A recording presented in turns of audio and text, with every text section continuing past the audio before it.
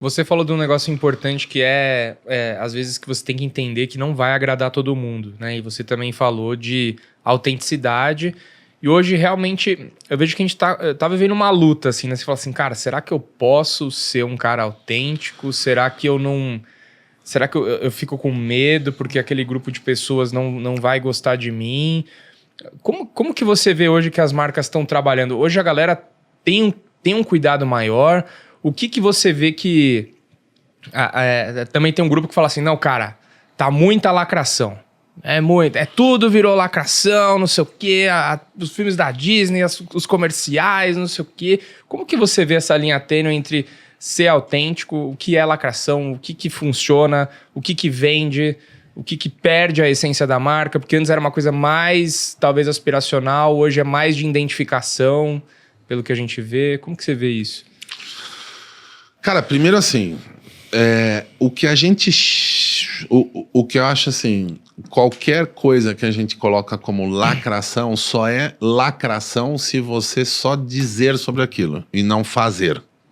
Tá, então, Entendi. acho que lacração pra mim é todo mundo que diz alguma coisa, mas não pratica. Pode ser uma marca, pode ser uma pessoa. Tá, aí entra na caixinha. Tá só cagando regra. Lacração do tipo, quero agradar o pensamento do grupo XYZ.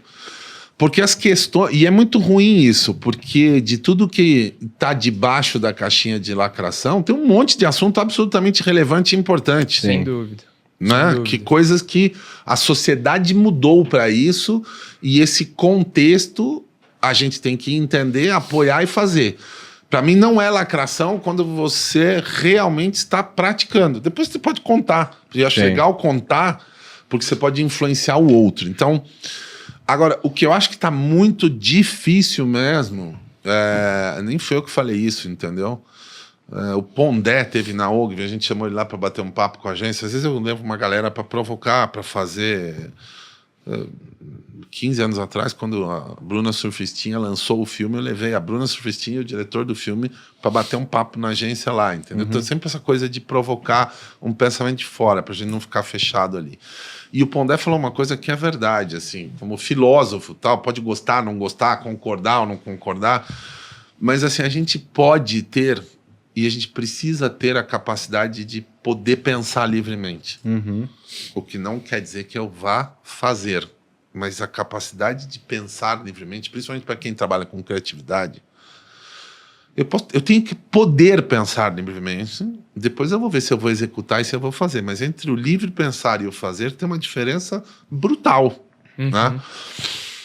E esse livre, até este livre pensar hoje está comprometido, porque pensei em tal coisa. Cara, não devia ter pensado isso, me sinto um ser humano pior porque eu pensei isso.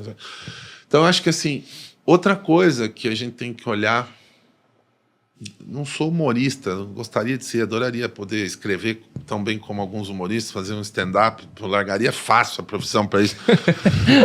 Mas o humor salva e liberta, cara. Sim. Entendeu? A Cannes esse ano até foi o primeiro ano que a gente teve a categoria de humor no festival.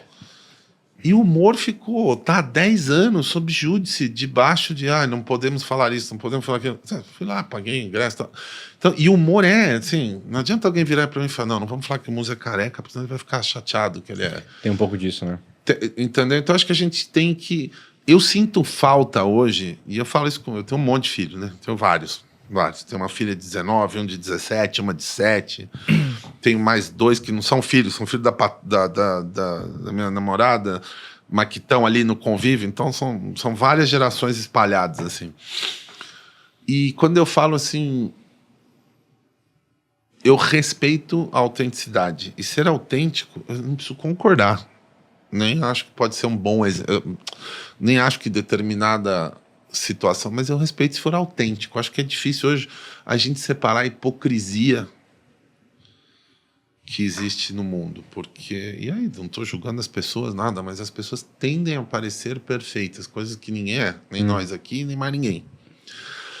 E isso é um peso, traz um peso individual que vai explodir, fazer terapia, se entender e o caralho, porque assim, não existe a perfeição. A perfeição é uma utopia. Sim. Qualquer perfeição é utópica. Então, porra, poder admitir fragilidades, porque assim, a gente fala, tá muito na moda falar de. Não tá tão na moda, já tá na moda, mas já é antigo. Falar de vulnerabilidade. É muito bonito falar, não, vamos falar da vulnerabilidade, disso, daquilo. Cara, pratica a vulnerabilidade. Porque assim, praticar a vulnerabilidade, fala, caralho, eu não sou tão bom nisso aqui. Pô, tô sofrendo com isso aqui.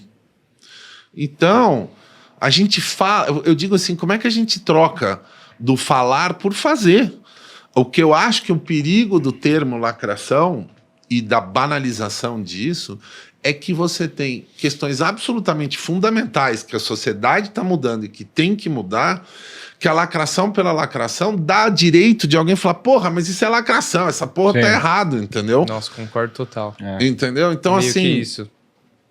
Atrapalha, né? Acaba Atrapalha. atrapalhando. Por quê? Porque você quer estar adequado ao pensamento mandatório. Não vou nem botar lado, não tô falando de... Tô falando de o pensamento certo. Que porra de pensamento certo, mano?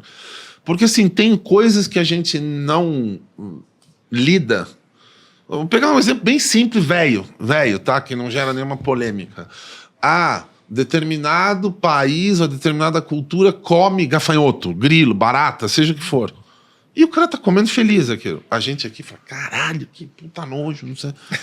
A gente também tem que entender as diferenças das coisas e entender os lugares das pessoas. A gente tava falando ali fora, cara.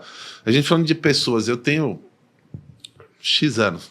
Outro debate, tenho bastante já. Eu tô naquela geração que viveu o mundo de um jeito mais comum, com menos transformação, né? Do VHS ao streaming... Exatamente. Porra, a fotografia, você tirava a foto, ia lá na porra da loja, revelar o filme.